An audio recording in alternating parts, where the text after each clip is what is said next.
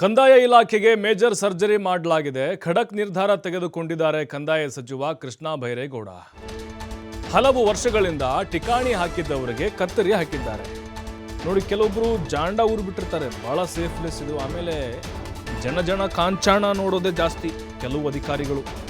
ಹಂಗಿದ್ರೆ ಮಾತ್ರ ಪೋಸ್ಟಿಂಗ್ ಹಾಕಿಸ್ಕೊಳ್ಳೋದು, ಅಲ್ಲೇ ಜಾಸ್ತಿ ವರ್ಷ ಇರೋದು, ಪ್ರಭಾವ ಬೀರ್ಕೊಂಡು. ನೋಡಿ, ಅಂಥವ್ರು ಕತ್ತರಿ ಹಾಕಿದ್ದಾರೆ. ಸಂಪತ್ ಭರಿತ ಜಾಗ, ಸಂಪತ್ ಭರಿತ ಅಂದರೆ ಧನ ಸಂಪತ್ತು ಎಲ್ಲೆಲ್ಲಿ ಜಾಸ್ತಿ ಬರ್ತಿರುತ್ತೋ ಅಲ್ಲಿ ಜಾಸ್ತಿ. ಒಂದೇ ಬಾರಿ 90 ಸಬ್ ರಿಜಿಸ್ಟ್ರಾರ್ಗಳನ್ನು ವರ್ಗಾವಣೆ ಮಾಡಲಾಗಿದೆ. ಯಾವುದೇ ಒತ್ತಡಕ್ಕೆ ಮಣಿಯದೆ ಮೇಜರ್ ಸರ್ಜರಿಯನ್ನು ಸರ್ಕಾರ ಮಾಡಿದೆ. ಕಂದಾಯ ಸಚಿವರು ಕೃಷ್ಣ ಬೈರೇಗೌಡರು ಮಾಡಿದ್ದಾರೆ. ಈ ಆದೇಶವನ್ನು ಈಗಾಗಲೇ ಹೊರಡಿಸಿದ್ದಾರೆ. ಅಧಿಸೂಚನೆ ಕೂಡ ಈಗಾಗಲೇ ಪ್ರಕಟ ಆಗಿದೆ. ನೋಡಿ, ಬೆಂಗಳೂರಿನಲ್ಲೇ ಕೆಲವೊಂದಿಷ್ಟು ಅಧಿಕಾರಿಗಳು ಬೀಡು ಬಿಟ್ಟಿದ್ರು, ಅಂಥವ್ರನ್ನು ಕೂಡ ವರ್ಗಾವಣೆ ಮಾಡಿದ್ದಾರೆ. ಯಾಕೆಂದರೆ ಎಲ್ಲೆಲ್ಲಿ ಅಧಿಕ ಆದಾಯ ಬರುತ್ತಿರುತ್ತೋ ಅಥವಾ ಲಾಭ ಬರ್ತಿರುತ್ತೋ, ಅವರಿಗೆ ವೈಯಕ್ತಿಕವಾಗಿ ಜೇಬು ತುಂಬ್ತಿರುತ್ತೋ, ಅವರು ಒಂದು ಜಾಂಡ ಊಡ್ಬಿಟ್ಟಿರ್ತಾರಲ್ಲಿ.